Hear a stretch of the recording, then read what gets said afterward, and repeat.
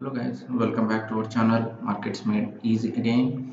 सो आज मैं आपके लिए नए टॉपिक लेके आया हूँ जहाँ हम समझ सकते हैं कि कैसे समझे कि मार्केट में ऑपरेटर्स आया या इंस्टीट्यूशनल एक पर्टिकुलर स्टॉक में या इंडेक्स में एंट्री ले रहा है। ये कैसे समझ सकते हैं हम, कैसे फेक ब्रेकआउट से बच सकते हैं। सो इस पर्टिकुलर टॉपिक को लेके आज मैं एक्सप्लेन करूँगा। Hope it will be helpful for you guys. थोड़ा बहुत वो before going to any examples, थोड़ा बहुत I'll just walk you through what exactly happened। जब कोई भी ऑपरेटर या इंस्टीट्यूशन एंट्री करता है तो वो लोग अक्यूमुलेट कर रहे हैं या डिस्ट्रीब्यूट कर रहे हैं। Will check it in different time frames, एक दिन में या एक वीकली चार्ट में या मंथली चार्ट में। ओके। एंड जब जब ये लोग अक्यूमुलेट करते हैं तो हमें कई बार फेक रिकॉर्ड्स मिलने के चांसेस होते हैं। उससे कैसे बचें हम और एग्जैक्टली कब हम एंट्री लें। ओके। तो दीज थिंग्स मैं आज के वीडियो में आपको बता दूंगा।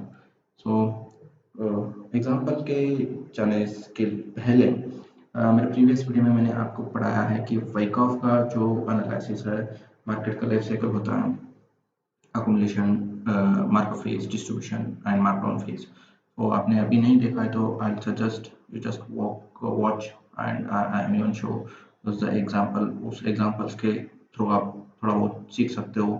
एंड जब ये वीडियो देखोगे आपको अच्छा खासा एनालिसिस, अच्छा खासा समझ में आ जाएगा कि हाँ ये हो रहा है, यहाँ पे ऑपरेटर आ रहा है। तो मैं आपको एग्जैक्टली बताऊंगा कि ऑपरेटर्स कैसे घुसते हैं मार्केट में एंड हमें क्या करना है। ओके। एक एग्जांपल दे दूंगा। लेट अस से an institution is having 100 crore. Okay. जब इंस्टीट्यूशन इज हैविंग 100 करोड़, ये इंस्टीट्यूशन मार्केट में 100 करोड़ या कोई स्टॉक में इन्वेस्ट करना चाहता है। तो इन्वेस्ट कैसे करता है? ओके। यहाँ पे इंस्टीट्यूशंस क्या करते हैं, they make a range before they start, they make a range and start buying. एक रेंज बना के उस रेंज पे पे करने के लिए शुरू करते हैं। For example, they made a range of 90 to 100 rupees. उन्होंने 90 और 100 रुपीज़ का रेंज बनाया है। तो ये लोग इस 100 करोड़ में से 70 करोड़ इस पर्टिकुलर रेंज पे बाई करेंगे स्टॉक। ओके। वो पर्टिकुलर स्टॉक, जो भी स्टॉक हो, इस पर्टिकुलर रेंज पे 70 करोड़, 100 करोड़ में से 70 crore at an average of, average price होगा 95। ओके। तो उनको 70 करोड़ अमाउंट 95 रुपीज में मिल चुका है। ओके। तो अभी क्या करेंगे, रिमेनिंग 30 करोड़ दे स्टार्ट बाइंग इंटेंसिवली। मतलब जो भी बीच में, जब ये लेवल ब्रेक करते हैं वो लोग, ओके, जब भी ये लेवल ब्रेक करते हैं, जो भी बीच में आया, they start buying at higher levels and they'll take the stock upside। Okay. तो बेसिकली उनका जो मेजर अमाउंट है 70 करोड़, ओके, वो 95 पे लिया हुआ है and stock went till 150 rupees, let us say 150 rupees. Okay. Then they will start distributing, छोटा छोटा क्वांटिटीज में सेल करना शुरू कर देंगे। जब उनका पूरा स्टॉक सेल हो जाएगा, देन फॉल।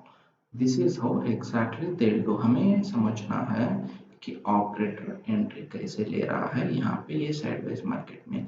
तो एवरी टाइम मैं आपको बताना चाहता हूँ कि एवरी टाइम यही प्रोसेस फॉलो नहीं हो सकता है। कभी कभी ऑपरेटर्स डिफरेंट पैटर्न में भी आ सकते हैं, but this is one of the best pattern जहाँ पे आपको एक स्टॉक में या ब्रेकआउट में आपको समझना होगा।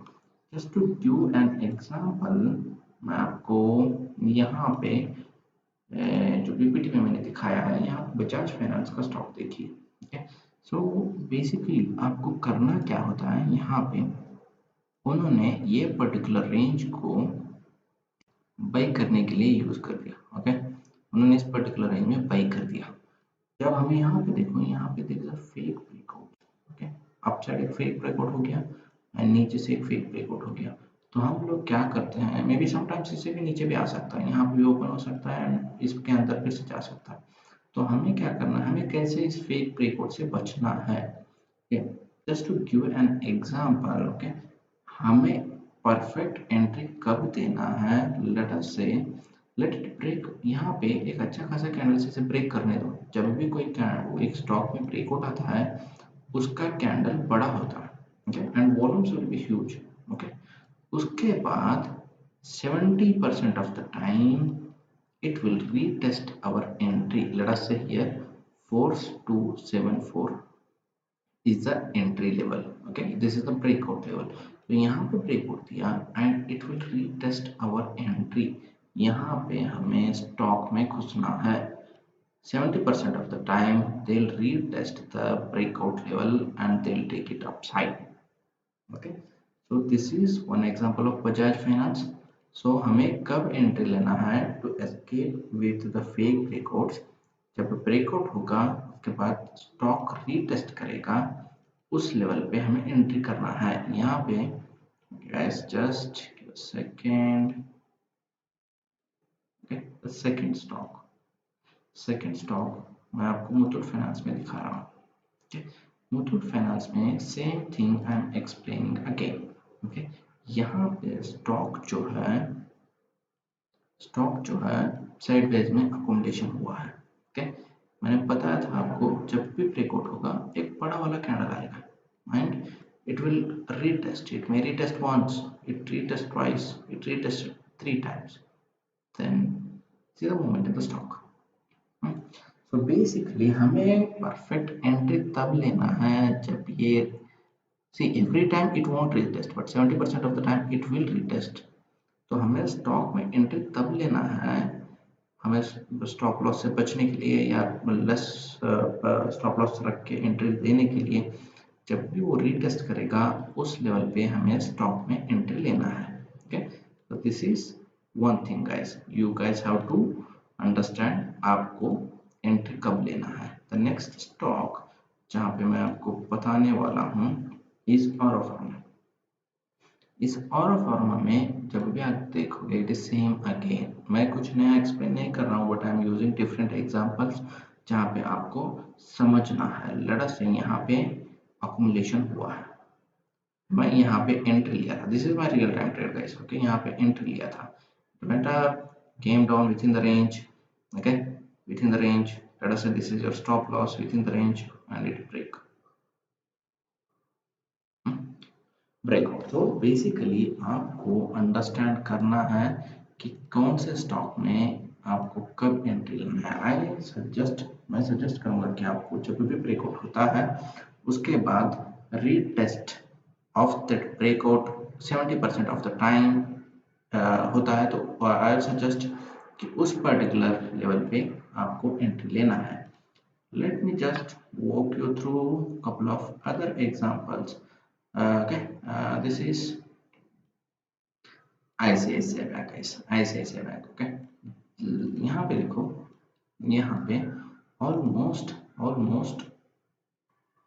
see this is sideways market, fake breakout, fake break, okay. इससे हमें बचना है।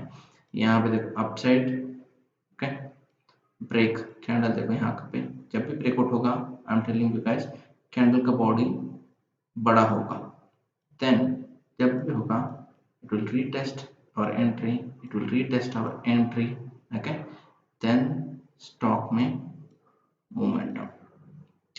हमें यूजुअली वो रीटेस्ट के लिए वेट करना है, ओके। उस रीटेस्ट जब भी होगा हमें उस स्टॉक में एंट्री लेना है, okay. So after breakout 386 it went almost 550, okay. Now let us say Bharti Airtel, which अभी ये भारती एयरटेल रिसेंटली इसका 52 हाई ब्रेकआउट किया हुआ है। It's 50 I mean all time high was 569। what will happen, hope you guys know now what is going to happen and what is your entry. See the candle, breakout candle, there is a big green candle, there are chances of it retesting 570. Even if it comes around 575, enter guys, okay. Retest, bounces back, okay. This could be possible scenario in Airtel. Okay, so hope you guys understanding this.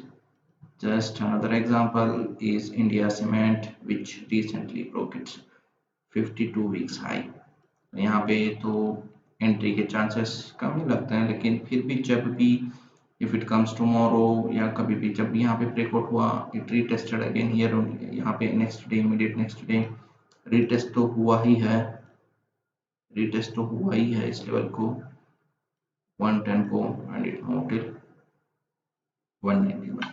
So basically आपको समझना है कि operator कैसे आता है market में and हमें कब एंट्री लेना है। मैं आपको ऑलवेज सजेस्ट करूंगा, क्योंकि आपका स्टॉप लॉस इम्पोर्टेंट होता है मार्केट में। पैसे गंवाना पैसे बनाने से ज़्यादा इजी होता है, ये आपको मार्केट का समझ नहीं है तो यूजुअली जब भी एक स्टॉक में रेंज ब्रेकआउट होता है तो आपको ऐसा जस्ट रीटेस्ट एंट्री आ ही जाएगा, रीटेस्ट पे एंट्री लो एंड पैसे बनाओ। Hope you guys like this video. If you guys are liking it, please share, subscribe and comment guys. Thank you.